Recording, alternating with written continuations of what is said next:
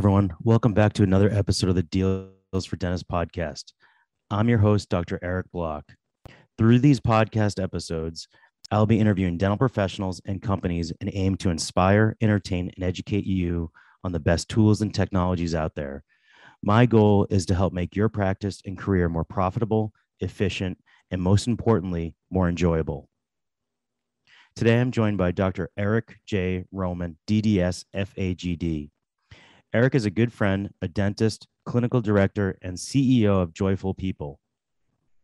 He is passionate about helping dentists become better leaders by creating a practice culture that supports and empowers its team members. Tell me all about how you help dentists. Woo! That's a long story, Eric. You know what?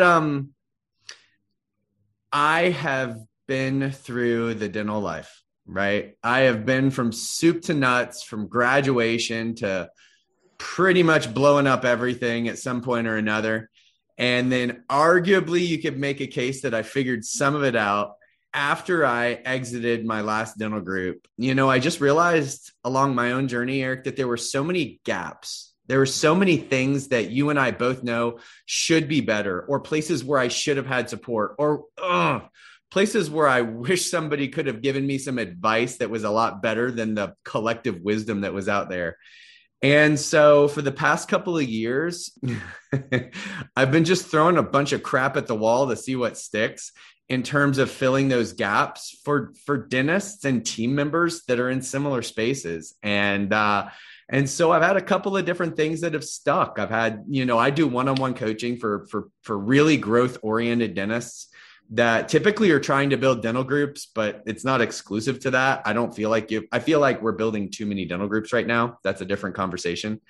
But another thing that we did is the hardest thing in my career journey. I had several thousand employees over the decade and change I operated, and it was a nightmare until it wasn't. And so we figured out some really millennially focused systems that make it simple to have great relationships with our team. And so that's Joyful People. That's what we do with online education, so that wherever you are, whenever you need it, 24/7, you can digest what you want. And then the last thing, my business partner, Josie Sewell, I don't know if you've ever heard of the book Traction by Gino Wickman, the entrepreneurial operating system. People call it EOS. We were huge EOS fans. I feel like EOS was putting EOS as a business system inside my dental company was the difference from when I was about ready to call it quits and jump off a cliff. And then the transition to creating Traction and getting exactly what I wanted out of my business.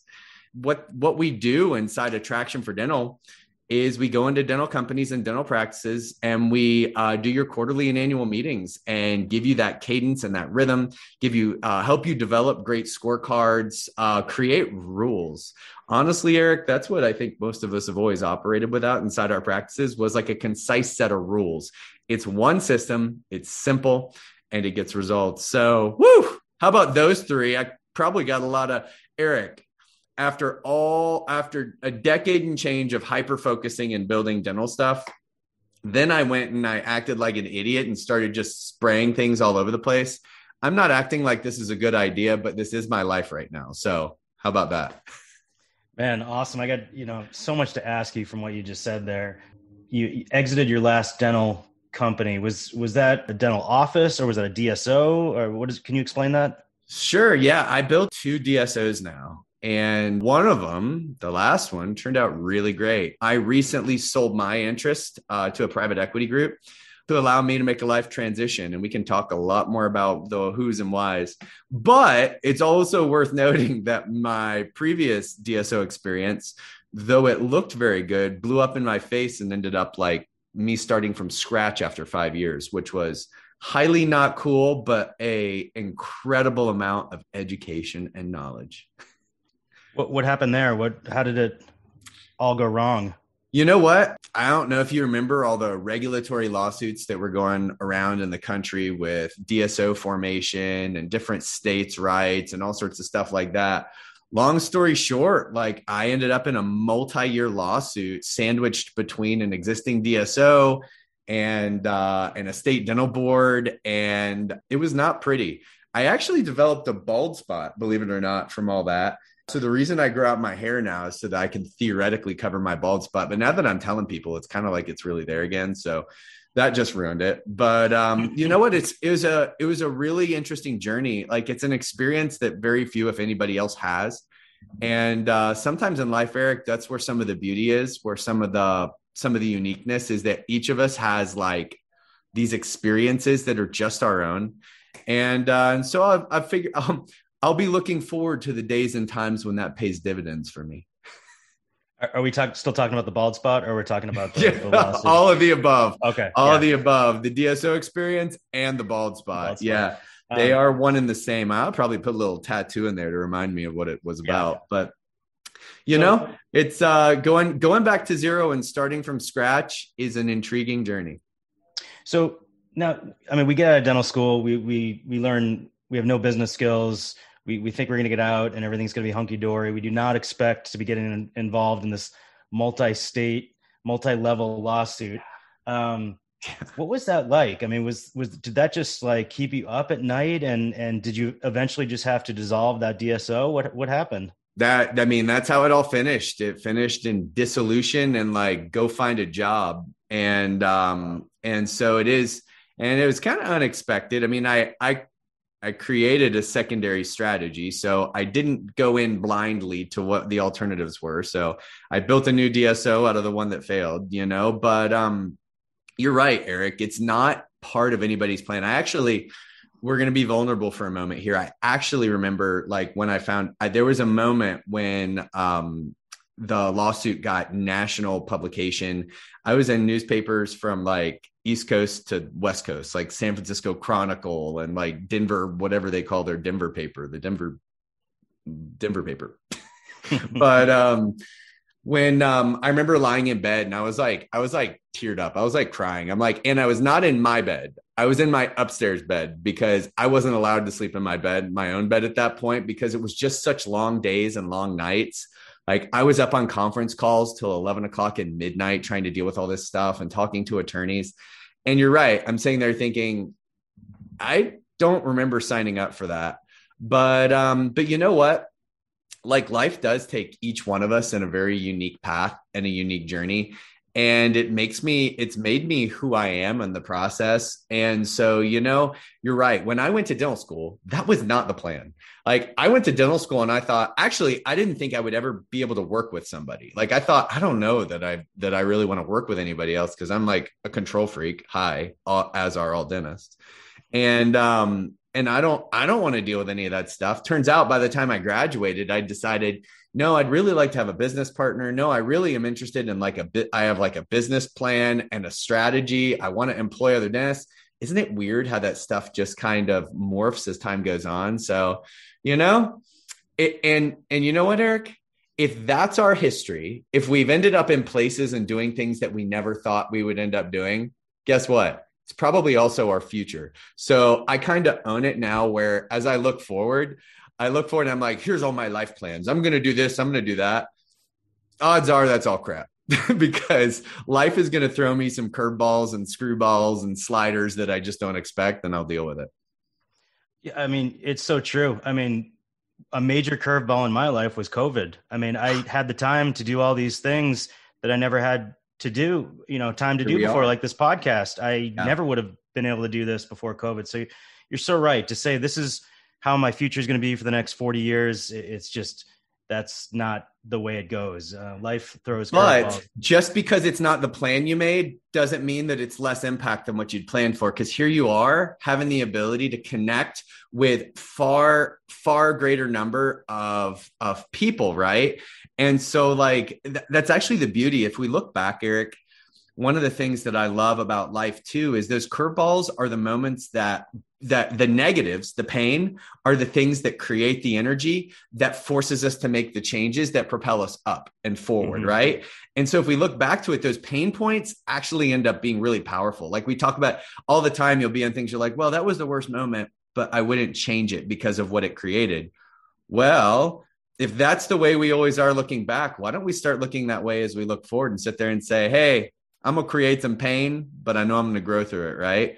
So I give you look at what COVID has done to our industry and our world. Like, I think we have accelerated our development as in every industry and in every way, like 10x what it was. Yeah, it also COVID made me develop this amazing beard too. So there's that, which I love. Thank you. I tried to grow my hair out like you, by the way, and I get what's called a Jufro, and it just goes up. So I couldn't grow your hair, but yeah, this was an accident. This was my COVID mountain style. COVID hair, yeah. So, I mean, that must be. I mean, to do like a number 15 crown on a phobic patient is stressful enough. You're trying to do that, and you have this weight on your shoulders of this lawsuit that's keeping you up at night. I mean, it's hard. Dentistry is hard enough to do, to keep a patient comfortable, go through a procedure, concentrate, go from room to room, and then run a business. And then you're dealing with this multi-level lawsuit. So, I mean, that must have been such a stressful time. How did it, after Dissolve, take me to the next DSO? What did you learn? What did you change? And because you said that was successful. You know what we call it, Eric? We call it out of the frying pan into the fryer, baby. Mm-hmm. You know what? After all the pain and like, let's talk about life trauma, dude. Like, that was some freaking trauma for me. You're absolutely right. If it wasn't bad enough, like having whiny patients, no offense to my patients that are listening to this, because none are, but but like all those stresses, plus some more. What did I want to do? Is I said, I am never going to go through that crap again. So I tried to like do the exact opposite. I didn't want my new dental group, my new DSO, to look anything like the previous one. And we call that throwing out the baby with the bathwater. So I took everything that was good and I threw that out as well. So my first DSO, you know what? We were crushing it, dude. We had a high performance culture. And then I saddled myself with like $5 million in new debt, which that's really fun. And then all of a sudden my income kept going down and down and down and down. And then I realized instead of having a high performance culture, I had a low performance culture and we pretty much sucked. And so I don't even think I was 18 months or 24 months into that thing before I was like, no, we're not going to make payroll here. And so now the little money that I have left in my bank account, I'm using to like keep this thing alive. And I'm moments from bankruptcy, honestly. Not cool, Eric. Not cool. So this was your second DSO. Yeah. I ran that puppy into the ground pretty quick. But you were able to turn it around. By grace. Yes, absolutely. You know what? Thankfully, it's always about people, right? Like, I mean, that's part of what my life's always been about. The one thing I hated more than anything else in those early years was managing people. I ran from it. I hid from it. I said, well, I'm going to hire somebody else to do it. But Eric, I can hire all the managers in the world. Who's managing the managers? That's us, right? Mm-hmm. And when you don't do a good job managing managers, then you become a slave to your manager. And your manager steals $100,000 or whatever else happens, right? The typical dentist story. Mm-hmm. But I had good people that called me out on my crap. And I remember I had a dental assistant that called it what it was. And she's kind of country sassy, which is like a personality type in the South. And she told me, and she's like, what's wrong with y'all? Y'all done thrown out everything good that you knew how to do. Ain't nobody around here wants to perform no more. And, it's set in, and I said, well, good. What are we going to do about it? And gradually, one step at a time, I'll tell you something that's hard, Eric, is changing cultures. So when you build a culture of non-performance, everybody wants culture right now, right? Every conference I go to, every meeting, everybody's like, culture. Well, do you know what nobody tells you? Culture is expensive as crap, and you have culture. It's just probably not the one you want. And it takes an act of Congress and many years to actually successfully transition it. That's why we keep complaining about it, because it ain't easy. Culture is not kombucha and trail mix, bro. Like it is a lot more than that, and it takes time. And so we spent years shifting a culture from this culture of non-accountability and personal gratification to one of performance and actually serving our people and our teams, you know? So that was not easy, but we did it. Woo. Yeah. I mean, you can't just that was when I grew gray hair. That was gray hair. I know. I have plenty here, which the covert beard revealed. Wisdom in that hair color. Yeah. So you're so right that, like, you know, a poor culture, you could be the greatest dentist in the world, but if you have a poor culture, it affects the whole business, and it affects performance. Even if you're performing, poor culture will affect the performance. Correct? Listen, that's the least of it. You know, it really affects us. Yeah. Do you know what? Like, guess what? Guess where you spend more of your waking hours at your work than you do at home, right? Like, that's where you spend the majority of time, as does your team. When there's a crappy culture, you pay the price, dude. Like, you pay the price in your energy. Like, you sit there and you think, you know, all those moments you're like, what? It's on us. Like, we suffer at the hands of our own culture. And if you're not suffering because, like, maybe you're just an overbearing boss and you tell everybody what to do. Well, when they're suffering, you still indirectly suffer, because then they all leave. Like, we just had the biggest exodus from dental, like in COVID. Team members woke up and decided working in dental really sucks. And that's not totally our fault, but about 98% our fault. And they're leaving our industry and they're saying, I'd rather just sit at home or work at Express, because at least they don't make me answer phones and have yelling patients and stuff like that. Right. So it's totally like, we all pay the price for our cultures, you know, but on the flip side of it, it can also be the greatest joy in our life. Like, so having now, like, when I exited my last dental company, I didn't realize how much I'd missed them. And like, it actually created an issue. Like, you think, oh, well, life will be so good when, man, there's no better life on the other side of the rainbow. It's just different stresses. And my new stress was that I was alone. And I didn't want to be alone. I had gone from having an executive team of 7 people and hundreds of employees that I love to be around, that encouraged me as I encouraged them, that made me want to be a better leader, to now just like this guy in an office. And I'm like, hey, where'd everybody go? Nope. It was really lonely. So culture's a gift for us too, Eric. Yeah. You mentioned that I think it really starts with looking in the mirror. You know, the culture has got to start from the top, which is most of the people that is listening is you know, as the dentist. And they don't teach how to manage managers in school. You know, that's not, I didn't have that class. Actually we do what we think is, I'm going to hire a manager for this. Right. Like, do you know the biggest challenge is everybody wants to fix it. All of us are like, I want a better culture. I want a better team. I want more accountability in my team, but nobody wants to do it. We all want to hire somebody else to do it. And the bigger you get, you're like, well, like, as I'm building a dental group, I'm like, well, this is really annoying. Why don't I hire human resources? Yeah.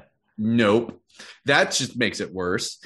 And so, like, we all are trying to abdicate responsibility for this, because honestly, like, it's the hardest part of what we do. It's also not logical also. Can we be honest about that? And look at what's going on in our world right now with the generational shift, right? Every generation talks trash about the following generation. So let's just be clear about that. Like, our parents' generation is like, you guys suck. Like, you're always doing everything on your phone. And now we're doing the same thing to the next generation of team members. Like, why don't they want to work hard? Whatever happened to loyalty? Like, all this stuff that's just normal. But it's also something that, like, we don't get to choose which horse we get to ride. We can't sit there and say, I just want to hire old people now because they're the only, they're changing too. So, like, you have to ride the horse you have. You have to learn to ride it. And so, you know, that's the other funny part about it. We just want to abdicate responsibility and, like, hope it all sorts itself out, or pray that we're going to hire the right person that'll deal with it for us. Not a realistic solution, my friend. And just, why is it so hard to manage people? Or is it just the fact that dentists weren't trained in this? Or is it, what is it so hard about managing people and creating culture and everything you just said? Do you know what? It's not logical. That's the first piece. Do you know what culture comes from? It comes from the right focus and repetition. Those are the things. And nobody, like, we even have bad terms about it. You're like, oh, you're a broken record. Well, guess what? Guess how I built an award-winning culture? By being a broken freaking record. Mm-hmm. And it's because people don't hear you the first time, the second time, or sometimes even the 10th time. You just have to be consistent with what you do. And so when I was a CEO and I had hundreds of employees, my job was repetition and clarity, repetition and clarity. And like, that's not super sexy. I'm going to be really honest with you. Like, that's not what we imagine, but it is what works. So that's the first thing. Like, that's illogical and doesn't seem like it's a lot of fun. The second thing, Eric, is that we don't yes, we definitely weren't taught how to do it. Second, the education that's out there for it. That's why I built Joyful People, because nothing out there is good. The whole human resource industry was built for the industrial age 200 years ago. It's like penalty, 3-strike rule, I hate you, legal documentation. That's not how you motivate people to perform. And yet that's the pervasive message that's out there in our world right now. The other piece of this is that the millennials and post-millennials have figured it out. They figured out that HR equals BS. I just made that up, but I like it. That's going to be my new t-shirt. Small t-shirt. BS. Yeah. Yeah. It's just letters. So, but the reality is like the millennials and post millennials are sitting there looking at it and they're saying, I don't want to live in that type of environment. I don't want any of that crap. I don't want to deal with it. It's not helping me grow. And so we've ended up in this war in our workplaces where we're like lying to each other. Employers are lying to their employees. Employees are lying to their employers. What's the employee say? I'm here to work for you forever, Dr. Block, until tomorrow when I tell you I'm leaving with no notice, right? And what are you saying? You're saying, we're so perfect as a company. We do everything right, and you're going to love it here. And we're not being honest about the fact that every company that's ever existed everywhere has got a lot of crap, So, and I built an award-winning culture that still had 2.5 tons of crap hidden underneath the surface that we were always working on. So we are in this world of just lying and not telling the truth. So listen, brother, there's about 1,000 reasons why it's not working. We got to figure it out though, right? Yeah. And I want to ask you about Joyful People, but before that, you mentioned that you almost called it quits. And I was the same way, and I didn't go through what you went through with the DSO. I just went through your typical dental burnout. And, that's why I ended up, writing this book here. Because I was there. I regretted the profession. I regretted my place in the profession. I couldn't wait to retire. I couldn't wait until the weekend. And I just said, this is no way to live. So for me, that was kind of a wake up call. And I ended up going through therapy and took years, but I got to the point where I don't get the Sunday night blues anymore. But I almost called it quits too. And what happened with you? How did you resolve that? And thank you, Eric, for sharing your journey with it and being open and honest and vulnerable about it, because we all hit it. We all get there. And if people like you aren't sharing, we're just going to keep it inside and it blows some of us up. Right. The other thing is we're hitting it earlier in our careers than our predecessors did. But for me, I had built so I've gone through that whole lawsuit. I had built functionally 7 or 8 or 9 practices in less than 10 years. And we'd also birthed 5 kids. Actually, my wife birthed them. They didn't come out of me, but I'm at you were there. That's a lot, dude. Yeah. That's a lot. Little kids. And so I was waking up before my kids got out of bed. I was coming home after my whole family was asleep. So I wasn't even seeing my family. I was disconnected as I'm hiring dentists. When did dentists want to meet? In the evenings. And so I was not a part of my family, and there was extraordinary stress. And you know what, Eric, I recognized that's not why I signed up for this. Right. I didn't, if you ask me, hey, Eric Roman, why are you going to be a dentist? I didn't say to be a slave to the profession, to be a slave to my business, to not have a relationship with my family. It was actually the opposite. Is we signed up for this for freedom, and I had none of it. And it was really cool though. It was my oldest daughter when she was 9 years old. I had to, so in order to maintain a relationship with my kids, we had to do quarterly performance reviews. And it worked with my team members. It worked with my kids. And so we were having one of those performance reviews, and I asked her, like, sweetie, like, how am I doing as your dad? What do you want more of from me, and what do you want less of? And long story short, she said, you keep telling me that the reason you work so hard, Dad, is because it's for us and so that we can spend more time together and have more memories. I don't see you, and I love you, and I miss you. So when's that day going to come? Because in another 8 years, I'll be out of the house. And I was like, oh, crap. Wow. I realized that everything that I was doing in my life was for me or for other people, but not for my family and for the people that I said, and for the life that I actually subscribed to in the first place. I was building this big company for my business partners. I didn't need what was going to come out of it, right? I was building a big company for my own ego. Like, ooh, like, are we doing it for us, or are we doing it for other people? And so I recognized in that moment, something had to change. And that was the moment when I made decisions to right size my life and to put my life where my mouth was. Right. So, yeah. Wow. You're so right that, one of the reasons we go to dental school is you think that you're going to have this freedom, and, the dentist down the street, or that used to mentor you, they worked 3 days a week and they would take a month off, and you're like, wow, that seems like a great lifestyle. And then you get into the real world and you try to open up a practice. You have debt up the wazoo. You're thinking about buying a house. I mean, before you know it, you're in $1 million of debt, and you become a slave to the practice. It's so, what you said was so true. More money, more problems, Eric. More problems. He had it right. You know what? The other thing too is that we were fed something false when we looked at those other dentists, and we wanted to pursue some of that. And because they were different behaviorally than us. And just like, my generation is different than a student that's in dental school right now. There's going to be shifts, and we have to own a lot of that we're not the same people that they were, and that we live in a different world in a lot of senses. Like right now too, we're seeing a commoditization of dentistry like we've never seen before. And I don't care what you think about it. It doesn't matter how angry you are that dentistry is becoming more and more commoditized. It is definitely happening. And so our industry is changing for the future as well, right? And there will be a new world of dentistry that's out there that doesn't look like the current one. So, we just have to be open about those things, and we have to be intentional about what we want our experience to be. That's really what it comes down to. Because if you just go with the tide, you're going to go out with the tide, right? Like if you want to ride in on a wave and surf it, you got to be really intentional about catching it. So tell me all about Joyful People. What's it all about? Well, you remember how we were talking about there's literally no training for how to manage.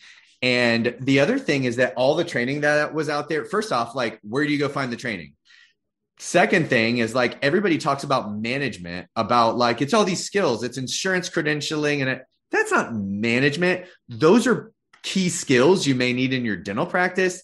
That's not management. Management's a universal practice about how we connect with and elevate other people to perform. And so we just filled the gap. That's what Joyful People is. We simplified and millennialized the approach to management. In less than an hour, we can teach a manager how to have incredible relationships with their team.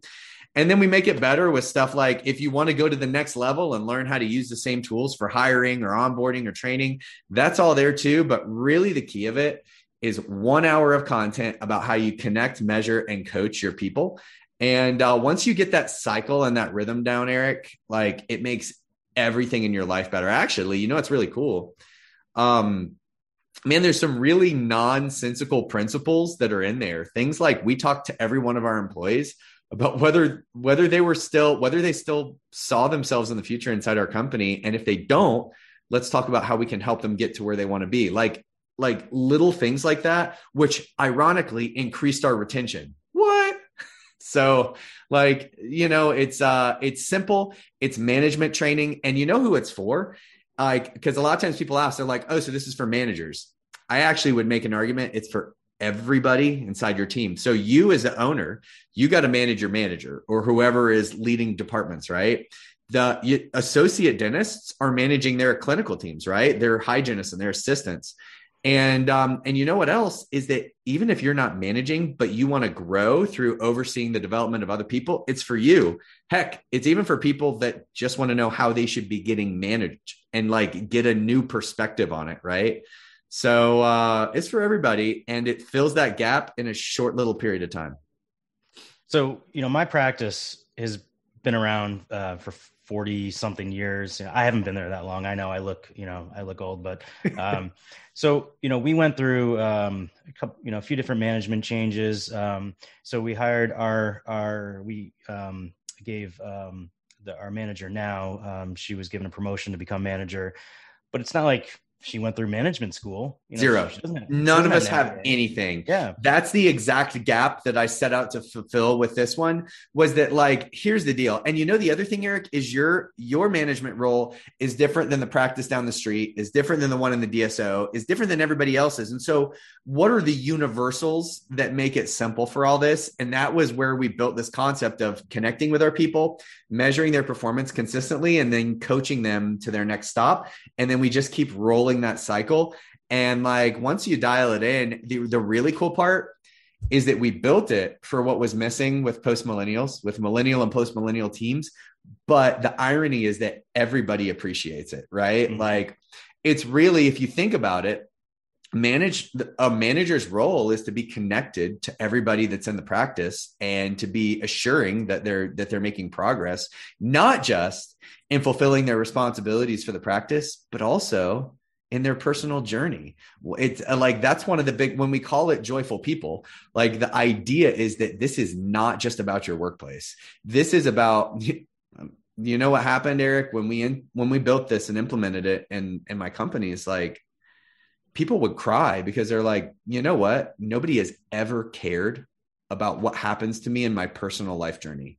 And that's a big cornerstone of what joyful people is. You're not responsible for their personal life journey, but you are having a measure of openness and accountability. Like, can we help you grow to wherever you need to be? So yeah, you're absolutely right. And by the way, it doesn't take time. Like, that's the other funny thing, is that we have the concept of more is more. Like, we meet more frequently with our team members inside this model, but it takes less time and it's far more efficient than when you get the surprise notice and all the other crap that goes on in our lives. So you nailed it, brother. That's exactly the gap we fulfill with joyful people. 2 L's, by the way, because we're joyful. There's a lot of fullness of joy. Yes. And she's my ops manager. She's awesome. And, but when she was starting out, I'm like, I don't know how to, tell you to manage, because there's a lot of, especially a practice like mine that's been around for a long time.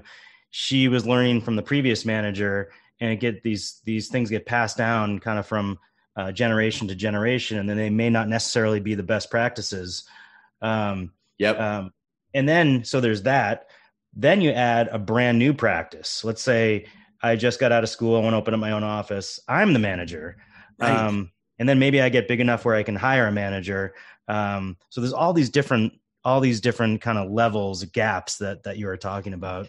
And I mean, like, even more so, like, part of my passion and my dream is I would love to see this as a cornerstone of dental curriculum at some point. Yeah. Like, these are the basic things that we should be taught early on. And like, you dial this in, it makes everything easier. Here's the real deal, Eric. Like, could you really practice without anybody else in your office? Right? Like, functionally, what would happen? The reality is that we are dependent in our ability to deliver our skill that we uniquely have, which is dentistry. We're dependent on other people. Like, we must, and yet we've skipped the how to connect with and how to channel the power of those other people to get it done. People ask me all the time, like, Eric, how do you build a self-managing company? Because I had a company doing like 30 million in dental care every single year, and I didn't really do anything, not even any dentistry. Like, I was just sitting back. I had more flexibility in my life than ever. How do you do that? You do that through people. Like, that's always what it comes down to. So I guess another way of saying it is, whatever it is that you want to accomplish inside your practice, the answer is almost always connection with people and empowerment of people inside there. And so, like, it's kind of like we've come full circle. It's like we're back to that culture piece, right? But that's really what it was all about. And, you mentioned that, that open communication, being open, being honest, asking them how are they doing, because, like you said, turnover, no one wants turnover. Turnover is not good for anyone, especially if they're a good employee with a good, good attitude, and they leave unexpectedly because you never ask them how things are going. So if you can open that communication, that is crucial. Yeah, I will tell an interesting story. I do not believe that turnover is the enemy that we've built it up to be, but I also there's U turnover, EU, right? Like good turnover, and then mal turnover, right? Like those are two totally different things. However, to the principle of the point, like, what I don't want is I just don't want surprises. And like, and like, if you're not connecting with your people are finding someone else or thinking about some other place where they will be connected with. If you're not asking about what's going on, you don't know. And the other thing, Eric, like, here's a real deal. We talk about how tough it is, but what do? We always talk about how we put on a happy face and we act like it's not happening. But I'll tell you the truth. I carried that crap with me every day. When my marriage was struggling, I was not on my A game at work. I was not connected. I was not operating at 100%. And yet, what do we tell our team members? I don't care what's going on at home. You need to come in here and check that crap at the door. Give me your game face and put on 100%. You're a liar. You're lying to them. You know they can't do it, and they know they can't do it. So why can't we be honest about that fact and support each other, that just like you and I go through crap, every one of our team members is going through crap at some point or another. There's 2 times in life. 2 times. You're either in crap right now or you're getting ready to be in crap. Deal with it, right? And so when we honor that, that's what, again, the crap is actually, what did we talk about at the very beginning? Crap's actually part of what powers us to our next greatest place. Well, when we honor it with our teams, when we support it and we support them lovingly, woo, we get the power to transform quickly. Yep. Well, I think we have another t-shirt there. Crap powers us. Crap power. Crap power. Yep. Yeah. Crap. Ooh, crap power. I think I just titled my book Crap Power. I think we have a whole new line of t-shirts here, but sounds like a new podcast. Tell me EOS Traction for Dental. Tell me what that's all about. You know what? Basics of it. Anybody that's interested, first go to tractionfordental.com, reach out. We'll get you a free copy of the book Traction by Gino Wickman if you're not familiar with it. But if you are, it's an operating system for your business. It's rules of engagement about how you manage your people, about when you meet, about how you build a cohesive vision, about how you put it all into play and how you turn it into outcomes and how you measure your performance. It's simple, it's basic, and it's built just for dental companies. And so, it's as good as it gets. Listen, there's a lot of operating systems that are out there for businesses. You just have to have one. And if you don't have one, or if you're saying, well, we've kind of made up our own system for how we meet, like if you're like me and you have really crappy team meetings, you need EOS, right? And so you can just connect and talk to one of the members of the team about exactly how it can work to grow your business. But here's what I'll tell you, like our clients are growing their businesses on average over for 50% year over year. It's actually pretty remarkable. We have some clients that are at like 140% year over year growth that they're sustaining, right? And that's pretty remarkable. And you know what else? They're doing it with less stress, which that was my experience too. I'll tell you what, dude, before I implemented EOS, it was like a hot mess inside my business. And like, it was like herding cats, I mean, there's just when you look over this way, 20 squirt off the other direction. And EOS, it takes time, like anything good in life, but it just brings method to the madness. Yeah, I remember there was no method to our team meetings. We would have a meeting every month. And I remember like one meeting, there'd be like an hour argument over whether we should charge for Paradex during scaling and route planning. And it was like this heated debate. I'm like, nothing good is coming out of this meeting. Zero. No, I remember it too. I remember when we used to like block out an hour for a staff meeting. Of course, I'd break an endo file at about 10 minutes till. And so we'd get started with the staff meeting at about 30 minutes into lunch. And I'd have a 19-page agenda. and we'd get past the introduction, and then there'd be a patient coming in for an afternoon appointment. We'd be like, just screw it. And we'd like throw all the papers up in the air and clear out. But we did get food. So the best part, the most effective parts of our meetings was food. Cake. It was usually cake or cookies or something. Yeah, celebrate somebody's birthday. Yeah. So you know what? If you want to grow your company, if that's your experience, that's not going to cut it. And so building systems that work to be able to propel the business forward, it's a really big deal. Here's the deal. Like, yes, are we clinicians? Absolutely. But the success of what we do clinically comes down to our business. And so like you can't have clinical outcomes unless you have business incomes, right? And so that's just the way the system works. The bankrupt dentist does no dental, right? Like, so it's just, that's why we have to put some measure of energy there. And you know what? Like the reading the book of the month about what you should do is not an effective thing. Eric, I'm a voracious reader. Every month I'd read a book and then I'd go back in and I'd vomit information on my team. And so what it is, it's like, I'd take everybody, I'd be like, everybody look over here. And then we'd all look over here. And then I'd read a new book and I'd be like, no, turn and look over here. And they like, we create whiplash in our team where they're constantly going back and forth. And eventually they're like, I don't really listen to you anymore. Yeah. Yeah. It's so true. I'm going to have to look up that word voracious. I don't know. Yeah. Voracious. Yeah. That was like, it's related to Velociraptor, but not the same thing. That's what I thought. Yeah. Velociraptors are voracious eaters. They are. And so just tell me, Eric Roman, if you were to go back to like right out of, you were a young pup coming out of dental school, what would you do differently? What would you tell your young self? Do you know what I would tell myself? A couple of things we talked about today. I'd say number one, I would say, Eric, don't fear the pain, the tribulation, the challenges. Those are the things that you're going to remember the most and that we're going to continue to transform you for the rest of your life.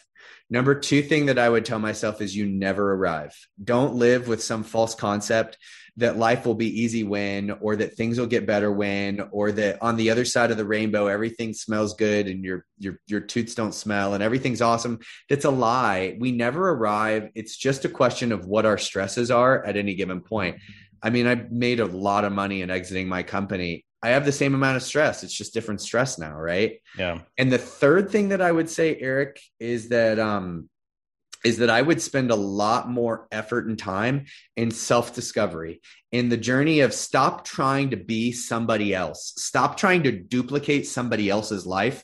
That particularly in our social media age, we're so quick to show you all the good, but we don't show you all the bad that's under the surface or the dissatisfaction. Stop trying to be someone that you aren't or duplicate somebody else's results and look inside to discover who you're uniquely created to be. That path of authenticity, Eric, is where we find our individual joy. My joy was always in being who I was created to be and in honoring my desire to have this wonderful family.